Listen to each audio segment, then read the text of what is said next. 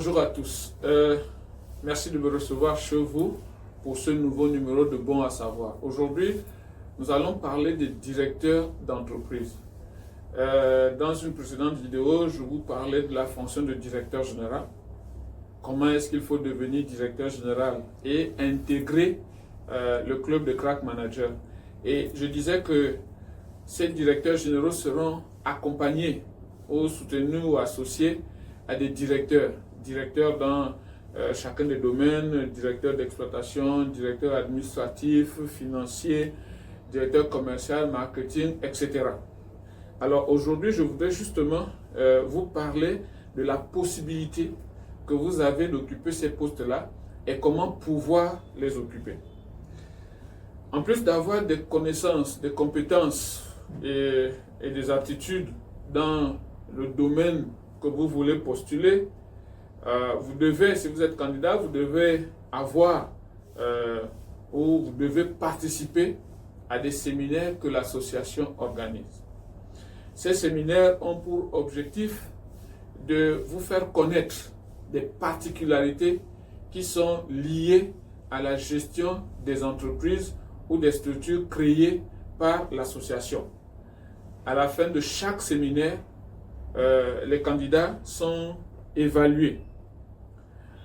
Il est bien de préciser que les séminaires sont payants. Ils ne peuvent pas être gratuits parce qu'il y a de la ressource utilisée. Les séminaires sont donc payants et les montants des frais varient en fonction du domaine de formation, varient en fonction du type de formation et de la qualité de formation ou des séminaires. Le nombre de séminaires n'est pas figé, n'est pas fixé. Il varie en fonction du domaine.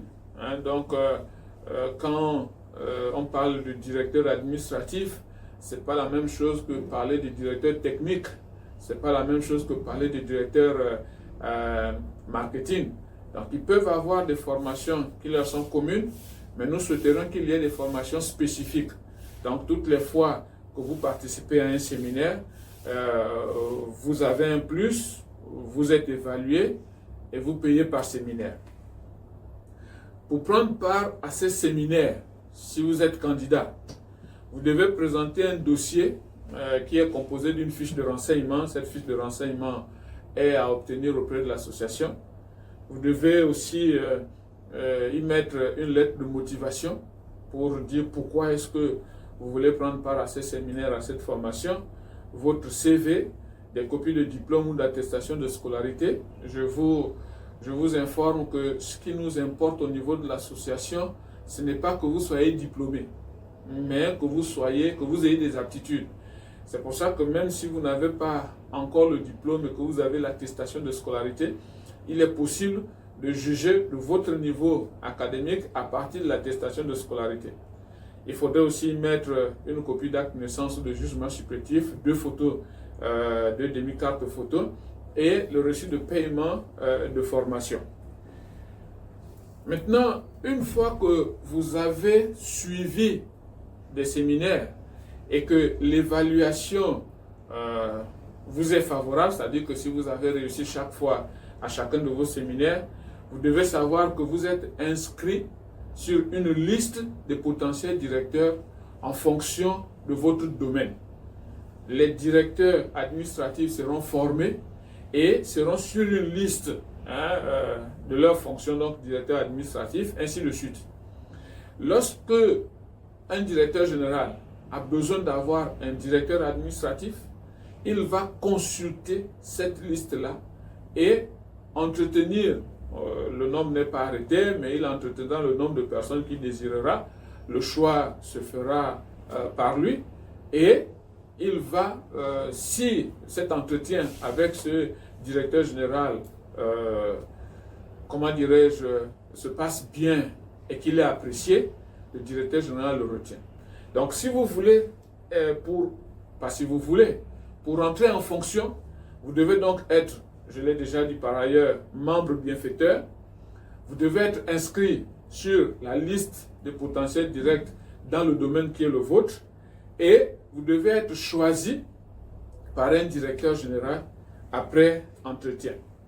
Je voudrais préciser que cette disposition rentre dans le cadre de, comment dire, de l'examen des compétences, rentre dans le cadre de la recherche du meilleur, de l'excellent. C'est-à-dire que si vous êtes sur votre liste 4, 5, 10, 20, 30, le fait de vous avoir en entretien individuel en fonction du nombre choisi permet d'avoir le meilleur.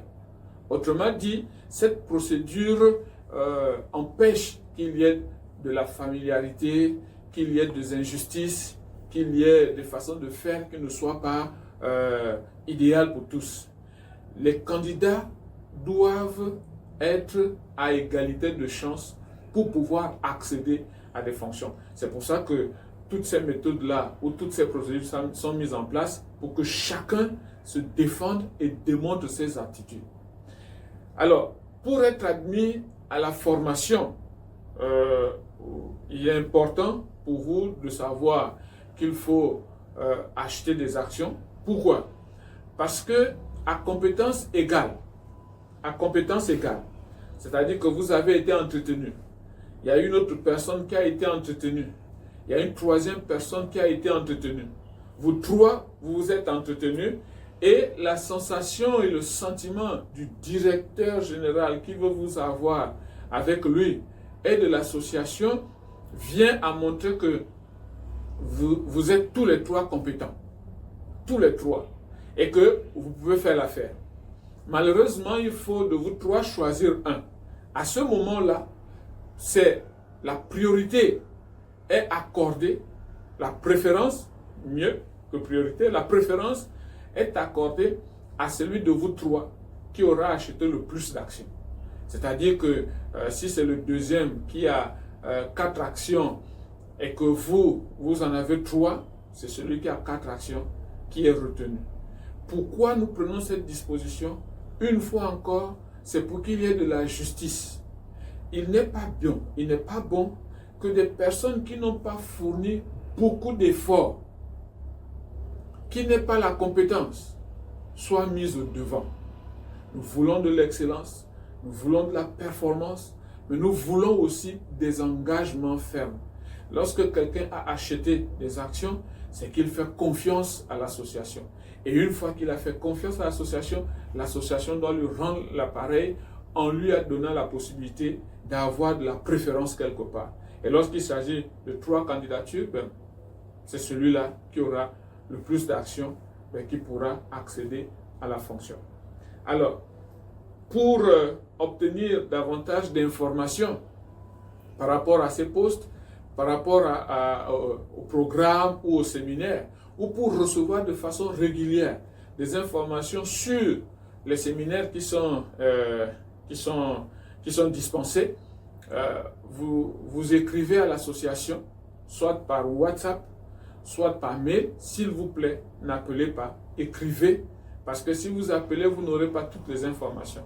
Mais si vous écrivez par WhatsApp pour faire connaître votre désir de participer au séminaire, ou par email, au numéro et adresse qui vont s'afficher sur l'écran, vous recevez toutes les informations nécessaires liées à cette formation-là ou à ces séminaires-là pour intégrer le groupe de ces directeurs-là, de façon à ce que vous ayez cette possibilité d'accéder à ce grade et à ces fonctions une fois que vous avez été choisi. Donc voilà ce que je voulais vous dire ce jour sur la question des directeurs d'entreprise, après la vidéo sur les directeurs généraux. Je vous prie de bien vouloir partager la vidéo pour que d'autres personnes puissent en profiter. Et c'est l'occasion pour moi de vous dire merci de m'avoir suivi chez vous.